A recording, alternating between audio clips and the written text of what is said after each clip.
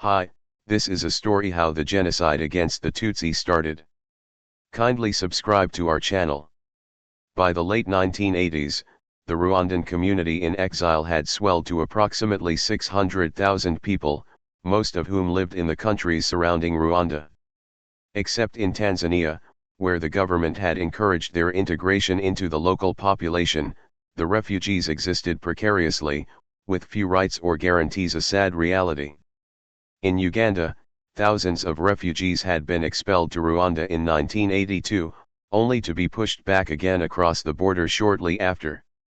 In 1986, Rwandan authorities had declared that the country was too overpopulated to permit the return of the refugees, a statement that helped spark renewed activity in the refugee community. At a meeting in Washington, D.C. in 1988, Rwandans affirmed their right to return home, by force if necessary. In 1989, the Rwandan government created a commission to deal with the refugee problem. It met jointly with Ugandan authorities 3 times, the last in July 1990, and appeared to be making some progress in clearing the way for the refugees to return.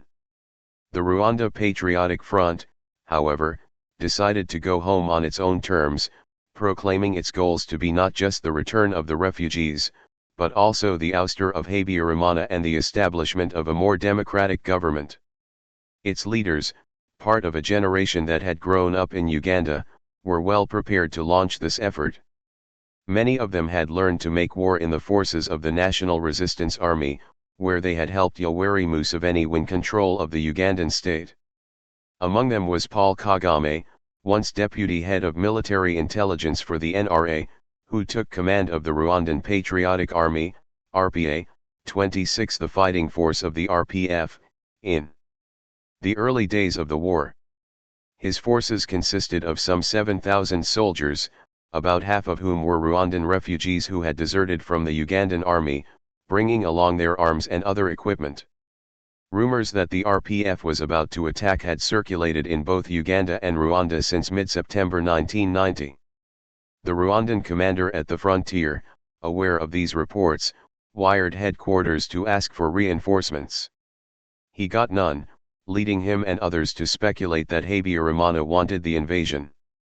On October 1, 1990, the RPF crossed the border, easily overpowered the small detachment there, and headed for the capital.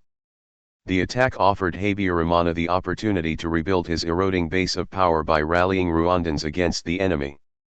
In response to the news, the great majority of people, Tutsi and Hutu opponents of the regime included, came to the support of the government.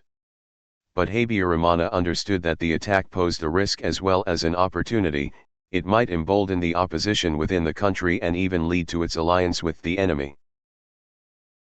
Rather than rely on a spontaneous coalescing of support from all sides, Habyarimana decided to pursue a more forceful strategy, to sacrifice the Tutsi in hopes of uniting all Hutu behind him.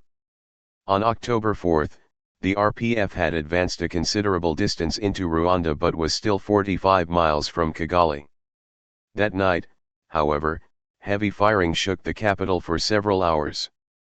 In the morning, the government announced that the city had been attacked by Rwanda Patriotic Front infiltrators who had been driven back by the Rwandan army. Under the pretext of assuring security, the government began making massive arrests in Kigali and elsewhere in the country, eventually imprisoning some 13,000 people. The detainees would be held without charge, thousands of them for months, in deplorable conditions. Many were tortured and dozens died. The last of them were finally liberated in April 1991. This is just the beginning. I will be informing you about the history of the Rwanda genocide. Kindly subscribe to our channel.